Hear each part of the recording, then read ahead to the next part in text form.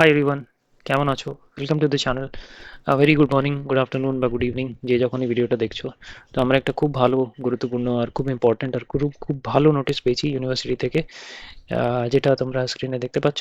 তো এই নোটিশটা যদি আমি বলি একটু ইন শর্ট, তো এটা আইডিয়ালি এটা কলেজদের জন্য, এটা আমাদের জন্য না।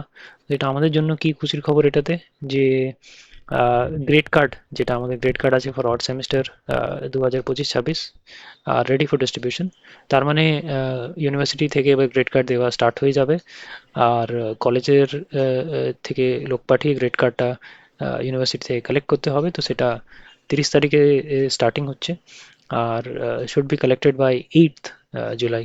তার মানে আমরা এটা আশা করতে পারি যে যারা যারা গ্রেড কার্ডের জন্য ওয়েট করছে ফর অড সেমিস্টার 25-26, তারা খুব শিগগিরই জুলাই মাসের মধ্যেই গ্রেড কার্ডটা পেয়ে যাবে।